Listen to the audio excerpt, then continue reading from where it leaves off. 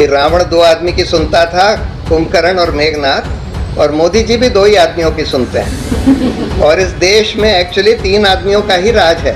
आज अगर आप देखें, मोदी, अमित शाह और अडानी। बेसिक इंटेलिजेंस आपको ये बताती है कि आप नफरत फैला के दूसरे आदमी को दबा के मार के अपना भला नहीं कर सकते। धीरे धीरे पूरे देश में माहौल बन रहा है इन लोगों के खिलाफ, और इंशाअल्लाह दोस्ती और प्यार की ही जीत होगी। एक नया मीडिया भी खड़ा हुआ है जिसको हम ऑल्टरनेट मीडिया कहते हैं, जो कि इंटरनेट के द्वारा चलता है, जिसमें ज़्यादा पैसों की ज़रूरत नहीं होती।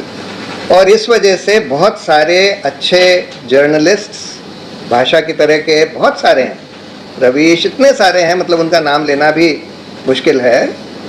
बहुत सारे अच्छे जर्नलिस्ट आज ऑल्टरनेट मीडिया पर और सोशल मीडिया पर इसके बिल्कुल खिलाफ काम कर रहे हैं। यानी जो मेन स्ट्रीम मीडिया नफरत और लुम्पनिज्म फैला रहा है, उसके बिल्कुल विपरीत काम कर रहे हैं। और मेरा ये मानना है कि आज जो ऑल्टरनेट मीडिया है उसका इन्फ्लुएंस आज मेन स्ट्रीम मीडिया से कुछ कम नहीं है। करीब करीब उतना ही इन्फ्लुएंस ऑल्टरनेट मीडिया का है, जो लोग अच्छा काम कर रहे हैं। और इसलिए मेरा ये मानना है कि एक तरफ नफरत ज़रूर फैली है, लुम्पनिज्म भी फैला है, लंपटगिरी जिसको कहते हैं, मतलब गाली गलौज, बिल्कुल रूल ऑफ लॉ को ध्वस्त करना, कोई रूल्स को फॉलो ना करना, ये सब फैला है।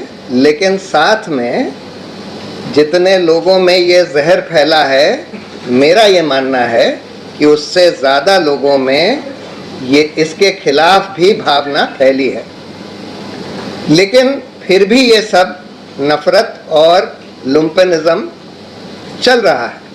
ये क्यों हो पा रहा है, जबकि मेरा मानना है कि उससे ज़्यादा लोग इस नफरत के खिलाफ हैं, इस नफरत को नहीं मानते, इस लुम्पनिज्म के खिलाफ हैं, लेकिन फिर भी चल रहा है। और ये इसलिए चल पा रहा है कि जो लोग इस नफरत की राजनीति कर रहे हैं वो आज सत्ता में आ गए हैं। और सिर्फ सत्ता में ही नहीं आए हैं, सत्ता में इस तरह से आ गए हैं कि उन्होंने सारे के सारे जितने डेमोक्रेटिक इंस्टीट्यूशंस बने थे, रेगुलेटरी इंस्टीट्यूशंस बने थे, सबको ध्वस्त कर दिया और सबको अपने हील के नीचे दबा लिया, करीब करीब सबको। और इस वजह से वो लोग ये सब कर पा रहे हैं। और इस देश में एक्चुअली तीन आदमियों का ही राज है। आज अगर आप देखें, मोदी, अमित शाह और अडानी। यानी कि एक तरफ तो आपने सारे डेमोक्रेटिक इंस्टीट्यूशंस को ध्वस्त कर दिया, दूसरी तरफ आपने अपनी पार्टी को भी ध्वस्त कर दिया, और तीन आदमियों का राज चल रहा है। और इनको लगता है, देखिए, आम तौर पर हर एक आदमी ये बात समझता है, हर एक इंटेलिजेंट आदमी ये बात समझता है कि नफरत फैलाने से, दूसरों से लड़ाई करने से सबका नुकसान होता है, पूरे समाज का नुकसान होता है। ये बिल्कुल एक एलिमेंटरी ट्रूथ है। अगर इसको समझना है तो एक किताब है, the evolution of cooperation, Robert Axelrod की, उसको आप पढ़ लीजिए। बेसिक इंटेलिजेंस आपको ये बताती है कि आप नफरत फैला के दूसरे आदमी को दबा के मार के अपना भला नहीं कर सकते। लॉन्ग रन में सबका नुकसान होगा।